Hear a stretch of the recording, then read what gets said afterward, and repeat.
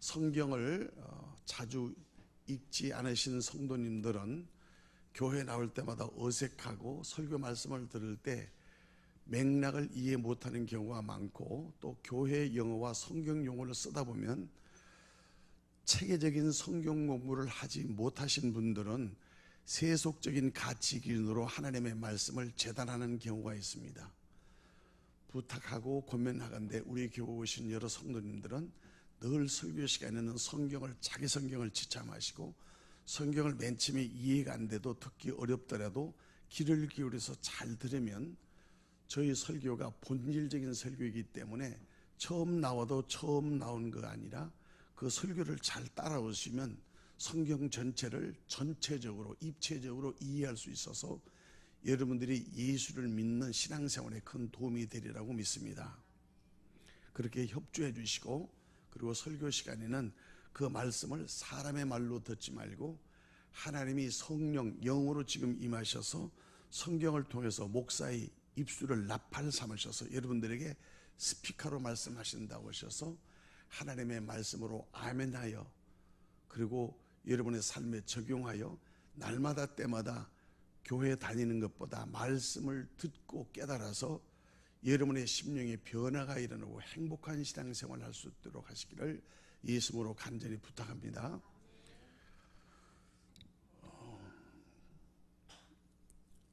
이 운동장에도 보면 선수들이 막 땀을 흘리며 뛰는 코트가 있고 그라운드가 있고 운동장이 있고, 그리고 이 스탠드에 관중석이 있듯이 교회를 오래 다닌다고 해서 그 사람의 믿음 좋은 게 아니고 막 큰 일을 해서 그 사람의 믿음이 큰 게 아니라, 그것도 그렇게 이해가 되지만은 성경을 그 말씀을 들을 때 그 말씀이 내게 주어진 말씀으로 응답이 되는 것이 은혜입니다.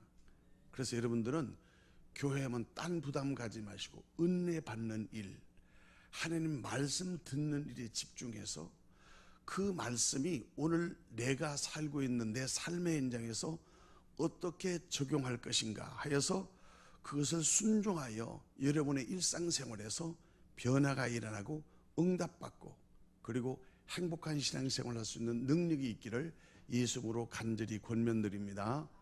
할렐루야. 옆에 분들하고 잘 오셨습니다. 오늘 은혜 받으십시다. 오늘 은혜 받읍시다. 시작.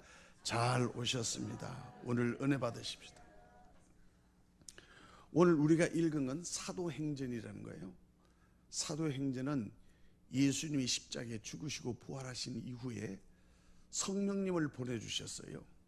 그래서 성령님이 오셔서 교회가 세워지고, 우리가 있는 이 교회가 성령님이 오신 이후에 그래서 하나님의 말씀과 우리들의 신앙 교보로 세워진 교회가 신약교회예요. 이게 건물이 교회가 아니고 예수를 믿는 사람들이 교회라 그 말이에요. 건물이 교회가 아니고 성도가 교회다. 시작. 건물이 교회가 아니고 성도가 교회다. 그게 교회론의 건강한 이해예요. 아무리 건물을 화려히 짓고 훌륭한 사람들이 모여서 구름대같이 사람이 모여야 한다 하더라도 군중 속의 고독이란 말이 있어요. 일본 작가가 쓴 말인데, 군중을 나를 싸고 나를 숨기고 나를 감출 수 있고 나를 은폐할 수 있는 군중이 사라지면 발가벗은 모잠처럼 자기가 드러날 때 좌절을 느끼고 삶의 회의를 느낀다 하는 일본 사회의 풍자한 소설이 있어요. 수필이 있다고요. 그것처럼 여러분은 이 사람 따라서 교회 다니고 저 사람 때문에 다니고, 야 거기는 훌륭해, 그건 건물이 아름다, 거기는 아무 부담이 없어, 좋아. 건물이 좋은 게 좋은 교회이고 사람이 많아서 좋은 교회가 아니라 내가 은혜 받는 교회가 좋은 교회인 줄 믿습니다.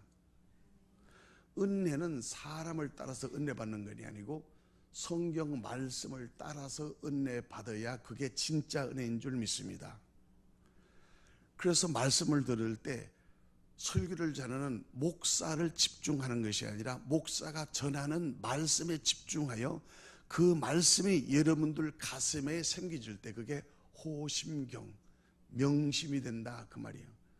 도장 팔 때 명심하듯이 이게 파듯이 하나님의 말씀이 여러분 마음속에 딱 새겨지면 이제는 여러분이 교회를 나가서 세상에 일주일 동안 산다 할지라도 가슴에 있는 말씀이 필요할 때마다 말씀이 생각나서 여러분의 삶을 지배하고 영향을 끼치게 된다 그 말이에요.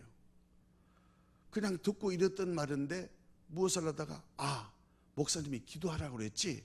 그건 목사의 말이 아니라 성령님이 여러분 말씀에 가슴에 있는 말씀이 생각나게 해서 하나님의 영이 여러분의 영에게 명령해서 여러분의 명이 그걸 깨닫게 그렇구나 이때 기도하면 되겠구나 하고 여러분이 말씀을 삶에 실천할 때 그때 기도의 응답이 이루어질 때 말씀은 하나님 말씀이 진짜구나 진리구나 하고 진리를 믿고 자유하는 행복을 경험하게 되는 것입니다. 아멘. 그러니까 기도는 내 소원을 강청하는 것이 아니고 하나님의 깨달은 말씀을 내 삶에 적용하기 위해서 순종하는 것이 기도예요. 그렇게 이해하시고 성경이 많은 성경 중에 사도행전은 예수님의 제자들이 예수님이 돌아가신 이후에 성령님이 오셔서 성령님을 받고 교회를 세운 이야기의 스토리가 사도행전이라는 말입니다. 사도들의 행한 역사 또는 성령님이 행하신 교회사 이것을 사도행전 이렇게 말합니다. 오늘 우리가 읽은 여러분 언뜻 이해 못하겠지만 그 읽은 그 내용은 바울 사도라는 분이 예수님 이후에 가장 위대한 사도예요. 예수님의 후계자라 그 말이에요. 성령이 오셔서 신약교회를 세운 선교사가 누구냐? 그건 바울이에요. 오늘 우리에게 어떻게 세우냐? 바울의 영향을 받아서 미국으로 건너간 퓨리탄이 미국을 세우고 거기 선교사들이 우리나라에 들어와서 우리나라에게 그 복음을 전해주셔서 우리 교회가 세워지고 오늘 저와 여러분들이 예배에 드리게 되는 것이에요. 이것처럼 교회는 사람이 모임의 집단이 아니고 하나님께서 세우신 예수님의 몸이다. 그리고 예수 믿는 사람들은 예수님의 몸의 지체다. 이렇게 바울 사도는 고린도전서 12장 4절 이하에 말씀하셨어요. 교회는 예수님의 몸이고 성도는 그의 지체이다. 시작. 교회는 예수님의 몸이요 성도는 그의 지체다. 그게 무슨 말이에요? 예수님이 안 계시지만은 예수님이 보신 영이 우리 가운데 오셔서 우리 안에 하나님의 영인 성령이 계시다 그 말이에요. 그래서 예수를 믿으면 성령님이 우리 안에 오셔요. 예수님을 영접하면 성령님이 내 안에 거하신다고. 그래서 성령님이 내 영에게 말을 하고 영향을 끼치고 내 영을 지시하고 내 영과 더불어 하나님의 자녀인 것을 알고 증거하시고 그리고 그 성령님이 내가 깨닫지 못하고 알지 못하는 것을 생각나고 깨닫게 할 수 있도록 도우시는 하나님이 성령님이시다 이게요. 나를 인도하시고 도우시는 분이 성령 하나님이시다. 시작. 나를 인도하시고 도우시는 하나님이 성령 하나님이시다 이거예요. 하나님은 아버지 하나님이 계시고 아들 하나님이 계시고 성령 하나님이 계신다 이 말이에요. 마치 건축을 할 때 건축을 설계한 설계자가 있고 시공을 한 시공자가 있고 감리하는 감리사가 있어서 건물을 하듯이 하나님이 천지를 창조하시고 예수님이 우리를 구원하시고 성령님이 교회를 세우셔서 이 나라 이 민족 이 시대를 하나님의 나라로 변화시켜서 주님이 곧 오실 재림을 준비하여 우리가 천국에 들어갈 수 있도록 인도하고 안내하고 우리를 이끌어 주시는 하나님이 바로 성령 하나님이시다 이 말입니다. 다 같이 성령 하나님 시작. 성령 하나님. 그러니까 예수를 믿으면 누가 들으신다고? 성령 하나님이 우리 마음 가운데 오신다. 어디 계셔? 안 보이죠. 바람이 안 보여도 나무가 흔들리면 바람이 부는 것처럼 우리 생각과 마음이 안 보여도 마음 먹은 대로 내가 행하는 것처럼 하나님의 성령도 이와 같이 우리 안에 오셔서 우리를 하나님의 말씀을 따라 살 수 있도록 우리를 교육하시고 우리를 인도하시고 우리를 도우시는 보혜사 나를 도우시는 하나님이 바로 성령 하나님이십니다. 할렐루야. 그 성령님이 제자들과 함께 행하여 교회를 이룬 역사책이 사도행전이다 이렇게 하시고, 그 사도행전의 마지막 우리 20장으로 우리 22절 30 읽은 여러 가지 읽었죠. 그 내용이 바울 사도가 에베소라는 자기가 개척하고 3년 동안 성경 공부를 가르쳐서 세우고 부흥한 지금으로 말하면 터키 이즈미에 내려온 버스로 한 4시간 들어가면 그 에피서스라는 지역, 에베소 교회가 지금 터만 남아 있어요. 그 에베소 교회 교인들에게 마지막 고별 설교를 한 거예요. 바울이 자기가 순교하기 전에, 로마에서 순교하기 전에 에베소 교회 장로들을 불렀고 에베소 교인들에게 마지막으로 고별 설교를 했으니까 그 설교 내용이 얼마나 중요하고 얼마나 귀하고 얼마나 가장 중요한 이 코어 C-O-R-E 코어 핵심이겠느냐 이거예요. 그래서 저는 여러분들에게 그 설교 시간에 다 돼버렸네. 결론만 말씀드리면 우리가 제가 만일 은퇴하고 이제 여러분들에게 마지막 다음 세대가 세워져서 제가 은퇴할 때 내가 마지막 설교를 할 때 그게 고별 설교 아니에요? 고별 설교할 때 그 설교 내용이 얼마나 내 일생과 목회와 성도들과 함께 모든 그것을 요약해서 가장 중요하고 가장 귀하고 꼭 반드시 부태행할 말 유흥과 같은 설교가 아니겠어요? 그러니까 오늘 우리 이제 12월 달 한 달 만나면 금년 한 해가 마지막이, 이제 성탄절 지나면 후딱 또 한 해가 가버린다는 말이에요. 여러분 돌아보세요. 엊그제가 1월 달 2월 달 엊그제가 여름 같은데 벌써 한 해 이렇게 카렌다 하나 넘어가면 세월이 또 가는 거예요. 카렌다가 넘어가서 세월이 바뀌는 게 아니고 내가 변하여야 세월이 내 안에서 농축되는 줄 믿습니다. 그러니까 교회에서 하는 이 절기나 설교가 여러분의 삶과 사회생활 했을 때 가장 중요한 영적 바탕이 되는 거예요. 내 영이 복을 받아야 내 마음이 깨끗해지고 내 마음이 거룩해야 내 행동이 복을 짓는다 그 말입니다. 할렐루야. 그래서 예수를 믿으면 복 있는 사람이 되는 거예요. 복 찾아다니는 사람이 아니고 시편 1편 1절에 있는 것처럼 복 있는 사람은 악인의 꾀를 쫓지 아니하고 죄인의 길에 들어서지 아니하고 오만한 자리에 앉지 아니하며 오직 주야로 하나님의 말씀을 그런가 하여 그 말씀을 묵상하여 순종하는 자와 같으니 이런 자는 시냇가에 심은 나무와 같아서 시절마다 아름다운 열매와 푸르른 숲을 이어서 그 모든 생명의 풍성한 은혜를 맛본다고 말씀하셨습니다.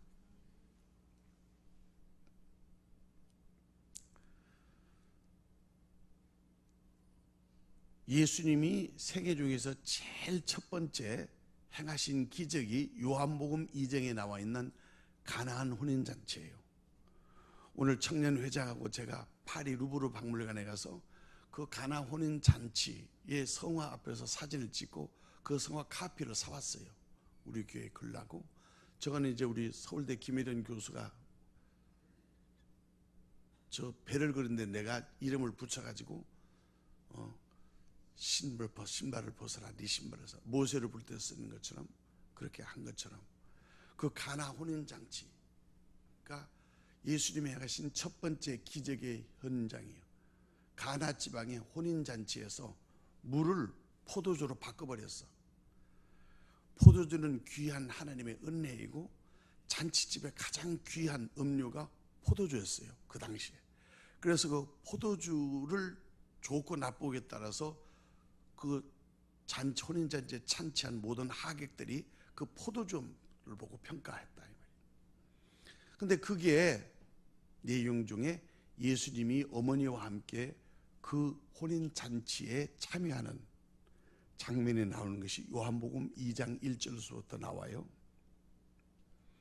포도주가 떨어진 거예요. 그러니까 그 혼인잔치에 그 초청한 혼주가 가장 당황하잖아요. 음식이 떨어져요. 손님이 있는데. 하객들하고 우리 수연자매도 지금 이제 16일인가 언제 다음 주에 광고해야죠. 그 이제 미국 가기 위해서 혼인을 하는데, 혼인을 그거 다 했는데 식당에서 했는데 음식이 떨어져서 하객들이 가만히 있으면 그거 무슨 낭패예요.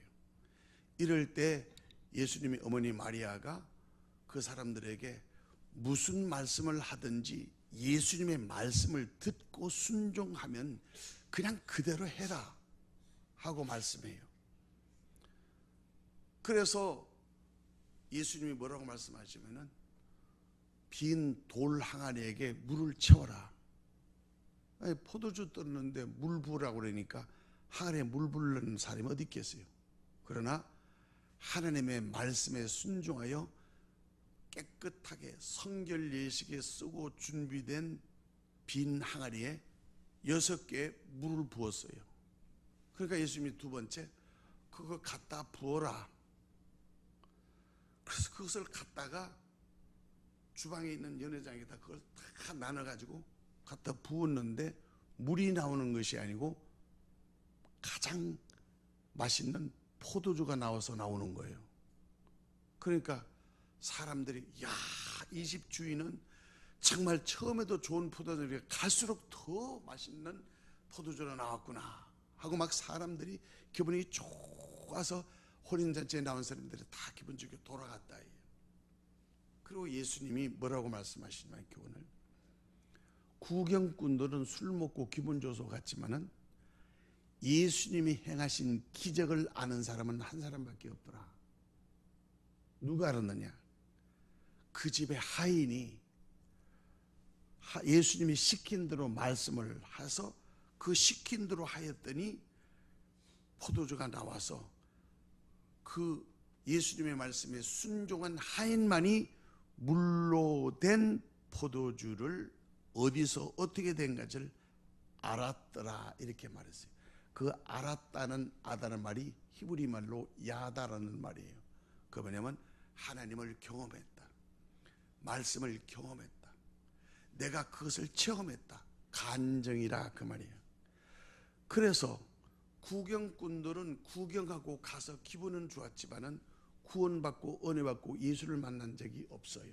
이와 같이 여러분들이 예배를 드린다 할때라도 예배 왔다 간 사람하고 예배를 통해서 말씀을 순종하여 응답받고 그것을 삶을 통해서 체험한 사람과는 천하지 차이라. 예수님은 무리와 군중에 관심이 있는 것이 아니고 하나님의 말씀을 순종하는 제자와 순종하는 자를 축복하신다는 것입니다. 할렐루야. 그래서 저와 여러분들은 여기서 똑같은 설교를 들으더라도 그 말씀 속에서 역사하시는 성령의 음성을 듣고 맞아 내가 이 말씀을 드려야지, 그래 나한테 하는 말씀에 이 말씀을 드려야지 이렇게 하고 말씀에 순종하는 사람과 목사님이 저걸 또 왜 저렇게 말씀하시지 하고 자기의 감정을 섞어서 그 말을 굴절시켜버리면 말씀이 말이 돼버려요. 그러면 아무 능력이 없이 내 지식으로만 들어오고 정보로만 들어와. 그러면 교회를 아무리 알아들어도 아무리 해도 은혜가 없어. 은혜가 없다는 말이에요. 하나님의 말씀이 그렇게 이루어지는 것을 체험하지 못한다 이게. 그러나 그 많은 혼인잔치 중에서도 그 하인 예수님의 말씀을 순종하여 가서 따로 날로 하고 그걸 실제 순종한 하인만 가나 혼인체의 기적을 알았다 이게. 물로 된 포도주를 먹고 알고 간 사람은 그 하인만 알더라 하는 것이 요한복음 2장에 기록되어 있어요. 오늘 말씀은 시간이 없기 때문에 다음 주에 계속해서 오늘 결론만 3가지를 말씀드리겠습니다. 우리 24절을 함께 읽겠어요. 우리가 읽은 본문 24절을 다 같이 다시 한번 읽을게요. 시작. 내가 달려갈 길.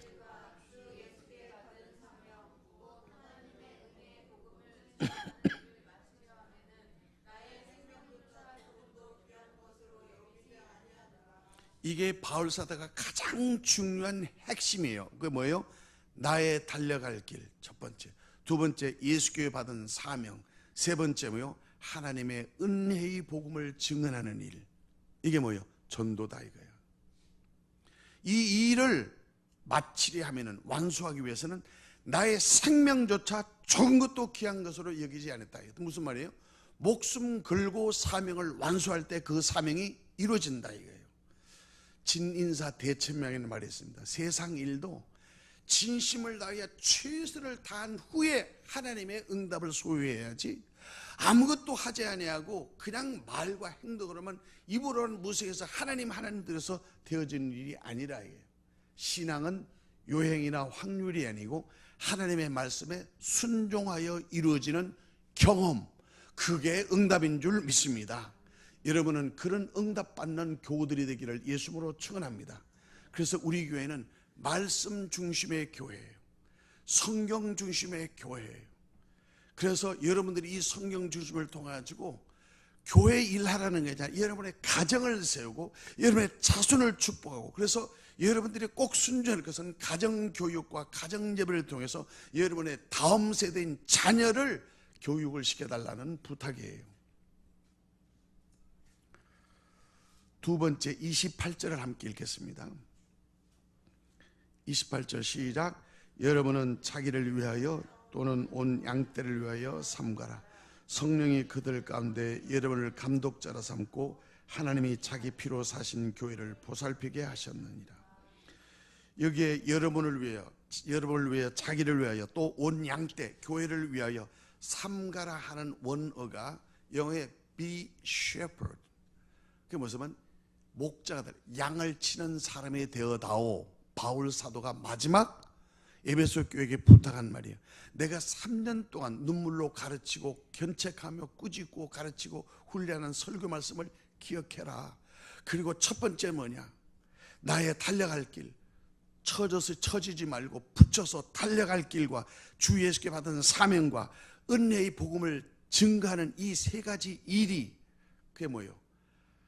은혜 받고 그 다음에 내가 축복받아서 하나님의 말씀을 증거하는 일이 내 사명이 될 때, 이 말을 다른 말로 하면 출세하고 내 소원 성취를 위해서 예수를 믿지 말고 예수를 믿기 위해서 소원을 성취하라, 그 말입니다. 출세하고 잘되고 돈 벌기 위해서 예수 믿는 예수를 수단과 방법으로 살지 말고 예수를 잘 믿기 위해서 사업에 성공하고 축복받고 출세하고 명예를 얻어야 된다, 그 말이에요.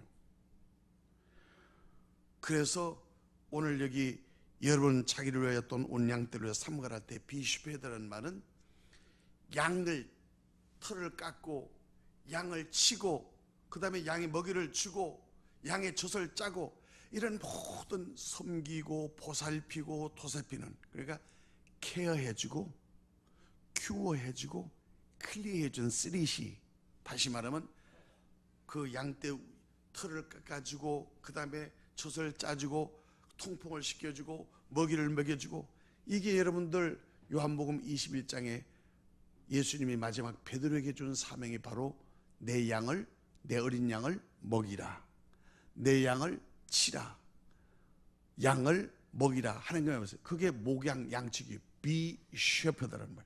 오늘 여기 삼가라 하는 말이 바로 그 삼가라는 말이 아니고 하나님이 자기 피로 사신 교회를 보살피게 하셨느니라, 그 보살핀다는 말이 be shepherd라는 말이고, 이외에 삼가라 하는 말은 늘 깨어서 쳐다보고 경성하여 깨어 있으라는 말이에요. Keep watch over. 저 멀리까지 경성하여 보고 자기 자신을 잘 돌봐와서 경성하고 깨어 있어라, 이 말이에요. 뭐를 위해서?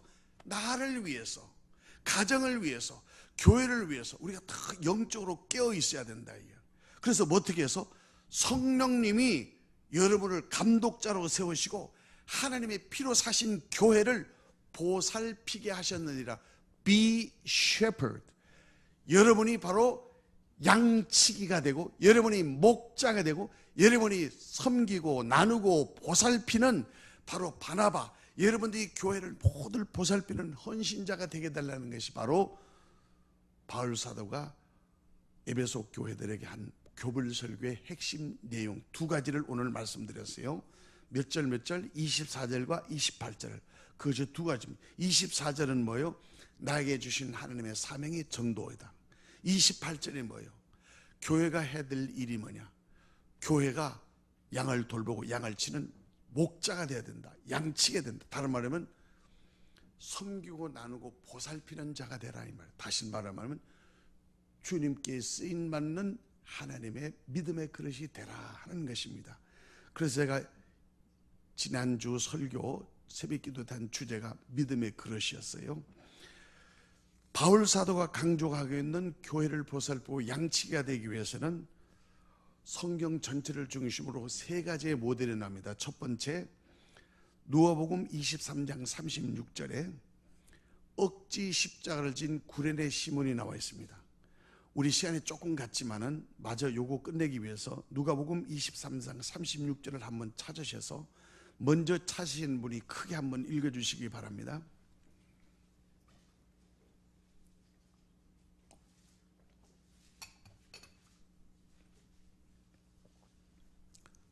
누가복음 23장 36절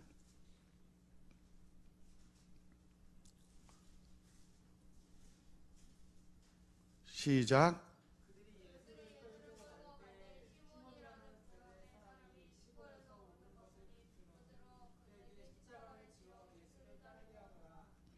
억지 십자가를 말하는 것입니다. 십자가에는 세 가지가 있는데 첫 번째는 억지 십자가, 두 번째는 자기 십자가, 세 번째는 주님의 십자가.